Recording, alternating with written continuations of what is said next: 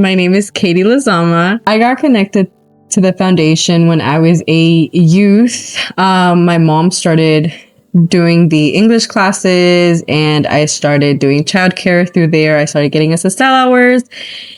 And there I met someone who I learned was on the spectrum later on, and that opened up a door I never thought was going to be open. I learned that behavioral health was something I was clearly very passionate about. Now I am a young adult leading and working with a group of young adults on self-care, mental well-being, and the goodness of that.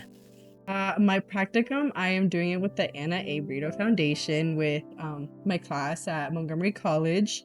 It's my last class before graduating, which means that my hours and everything are with the foundation, and it's where I work with young adults. And honestly, I'm trying to open up the doors to more people, more age diversity, to help explain the importance of self-care and mental well-being. It's something I'm very passionate about, and I just want the more people to know about it so they can also help others who aren't fully woke on the subject. I think what's important for young adults to learn about, honestly, self-care and mental well-being is just learning how to show emotions, how to deal with school, work, and just daily life through a more open lens, and not just learning to have all these tasks and overwhelm yourself and not know the simple things of daily self-care that could genuinely help you just control all of that a little bit better. I truly think it's something that everyone should know about, and it should be common sense, because it's very eye-awakening when you finally have that peace of knowing how to be able to control your emotions and just go on day-to-day life with a bit of a calmer sense. The biggest impact the foundation, I think, has made in my life is just opening that door into behavioral health without even putting it in front of me.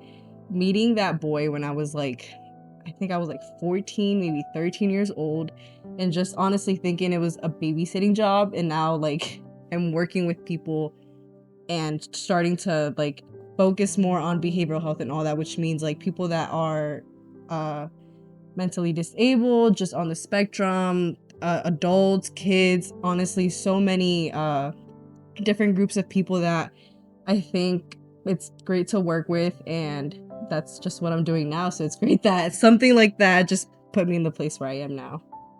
I think the young adults I do work with are mostly, second generation immigrants, which means that they don't have a lot of knowledge on mental health, which sadly our parents and just, first generation parents and just immigrant parents don't have that opportunity to know what self-care is, or know that there is help out there, or know there are things that you can do to help you with the stress that you're feeling day to day. So being able to share that with young adults at this time, I feel like it's the most important, because you see the difference when somebody doesn't know and when somebody knows, and the way that participating in mental health, she can edit this, right? Yeah. No, I know. I'm participating in mental health practices that will just relax your day and help you be a more open-minded person will definitely benefit them with school and just day-to-day lives and their everyday relationships with everyone. And you just see the difference with people who do know and practice the self-care practices, and to somebody that does not. I think there's greater pressure on first and second generation students, immigrant kids.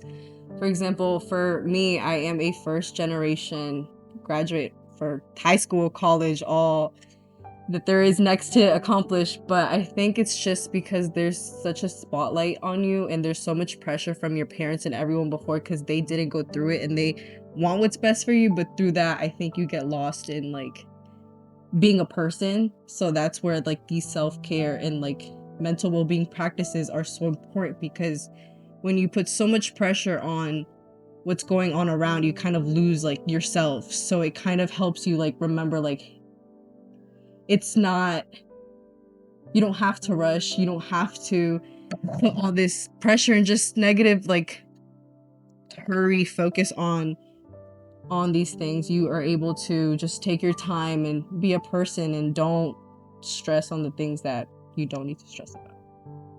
I think the greatest strengths of the foundation are definitely the outreach in the community and just the safe places they provide for all age groups and all types of people, children, parents, young adults, youth. Like there's an opportunity for everyone.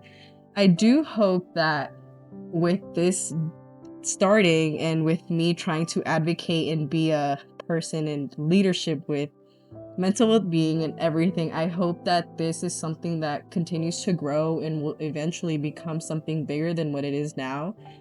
But I do hope that out of this, more people learn about the importance of just self-care, mental well-being, and just knowing that doing these practices honestly will be life-changing and for a person individually or as a family.